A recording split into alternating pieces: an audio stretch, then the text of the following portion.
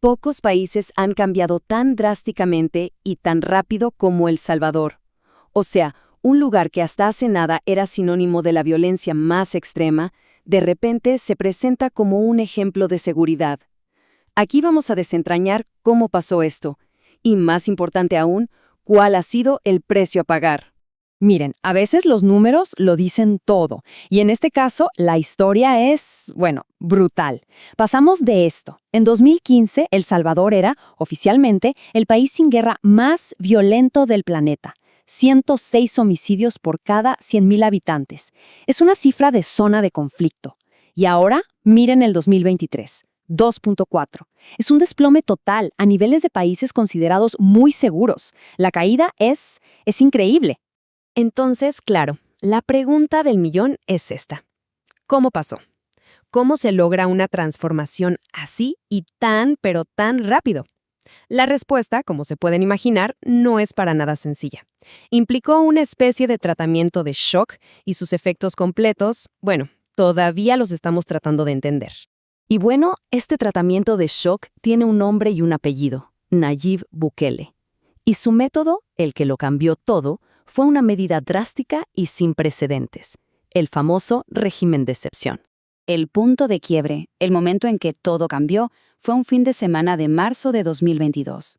En un solo día, las pandillas desataron una ola de violencia que dejó 62 muertos. La respuesta del gobierno fue inmediata y radical. Decretaron un régimen de excepción. ¿Y qué significa eso en la práctica?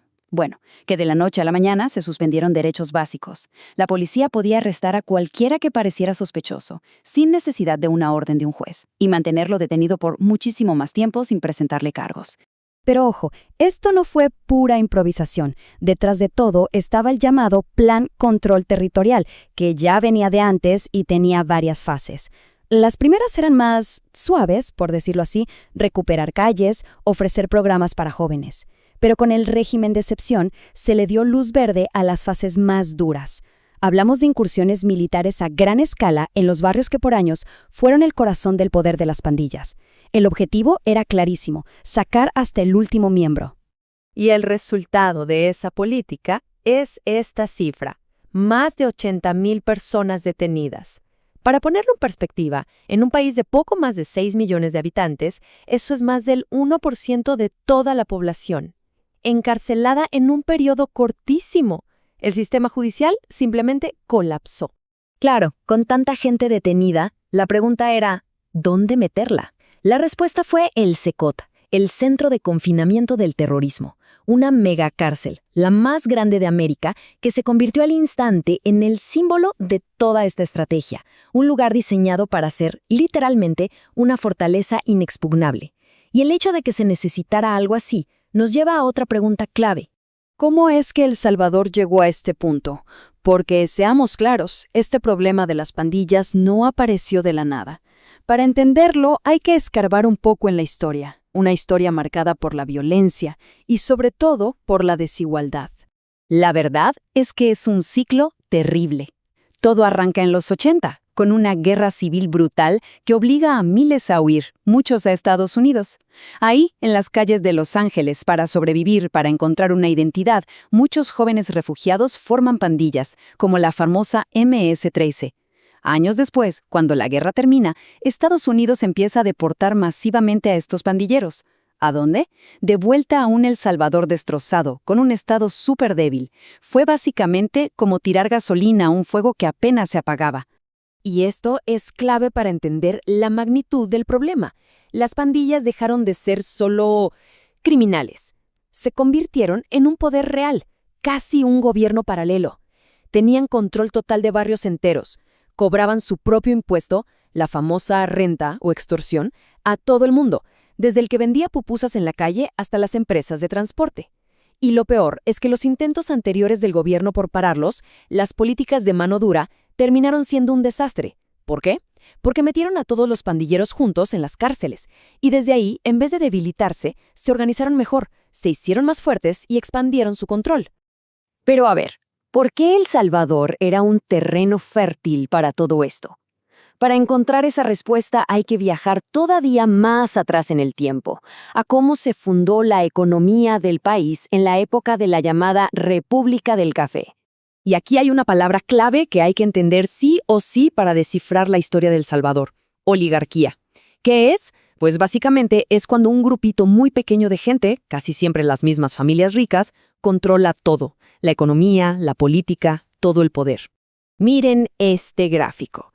A finales del siglo XIX, la economía salvadoreña era, en esencia, una sola cosa: café. El 90% de las exportaciones. La lógica era muy simple. Si controlabas el café, controlabas absolutamente todo el país. Y aquí está el origen de todo. En los años 1880, el gobierno creó leyes que eliminaron las tierras comunales, que por siglos habían pertenecido a comunidades campesinas e indígenas. ¿Para qué? Para privatizarlas y dárselas a una élite para que plantaran, adivinen qué, café. Así es como todo ese poder y toda esa tierra terminaron en manos de unas poquitas familias, la famosa oligarquía de las 14 familias.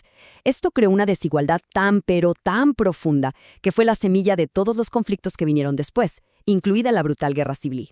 Y toda esa historia de desigualdad y violencia nos trae de vuelta a hoy, al presente, a analizar los resultados de la estrategia de Bukele, porque esta paz, esta nueva calma, tiene un precio.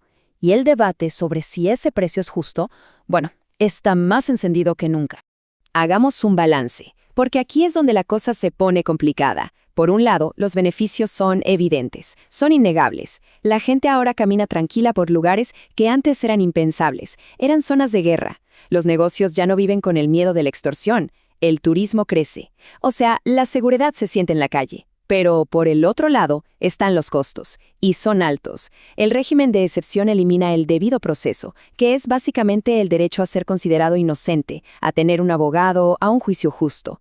Hay miles de denuncias de detenciones arbitrarias, y muchos se preguntan qué pasa con la democracia cuando todo el poder se concentra en una sola figura. Y esta frase del presidente Bukele, la verdad, resume a la perfección la postura de su gobierno.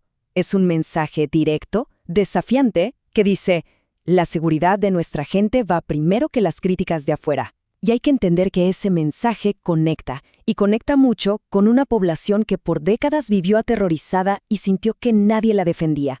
Y todo esto nos deja con la pregunta final, la más difícil de todas, no solo para El Salvador, sino para toda la región.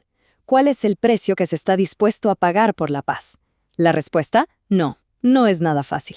Y el futuro del país se está escribiendo justo ahora, en ese balance, a veces muy frágil, entre la seguridad que por fin se puede sentir en las calles y las libertades que, por ahora, están en suspenso.